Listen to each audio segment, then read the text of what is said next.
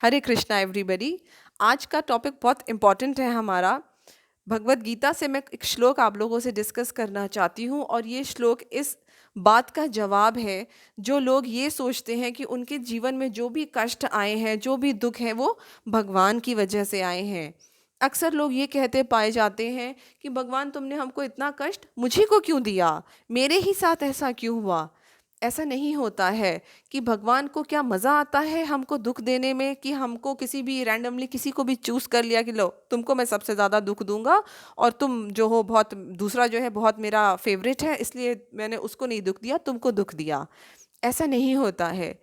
भगवत गीता के चैप्टर 4 में श्लोक नंबर 14 है जिसमें कृष्णा कह रहे हैं, न माम कर्माणि लिम्पन्ति न मे कर्मफले स्पृहा इति माम यो अभिजानाति कर्मभिन्न स बध्यते।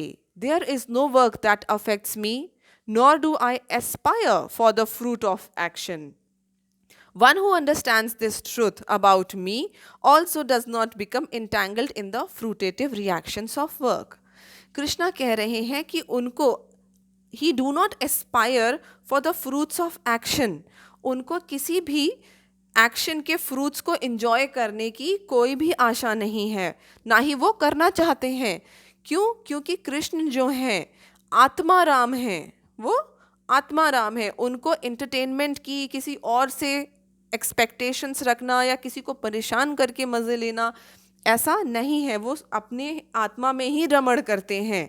और जो लोग आत्मा में रमण करने वाले होते हैं उनको किसी और चीज़ से मज़े लेने की या कुछ ऐसा कार्य करना हो जिसके रिज़ल्ट्स आते हों और उस रिज़ल्ट को वो इन्जॉय करें।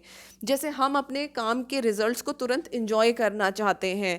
जैसे एक लेडी किचन में खाना बना के एक्सपेक्ट करती है कि आज तो मेरे हस्बैंड मेरी तारीफ़ करेंगे, और नहीं करी तो हो सकता है बुरा लगे, हो सकता है ना भी लगे। लेकिन कृष्ण आत्मा राम है। अगर उन्होंने कुछ ऐसा खाना बनाया किसी के लिए और उनके खाने की तारीफ किसी ने नहीं करी तो उनको कोई फर्क ही नहीं पड़ेगा। क्यों? क्योंकि वो आत्मा राम है। इसीलिए ये कहना गलत होगा कि क्या भगवान ने हम ही को क्यों इतना दुख दिया। अगर आप भगवत गीता को ध्यान से पढ़ेंगे तो हमारे साथ जो भी होता है वो हम अपनी किस्मत खुद लिखते हैं अपने कर्मों के द्वारा। ये हमारे कर्म जो होते हैं ना, ये वो पेन है जिससे हमने अपना नसीब खुद लिखा है।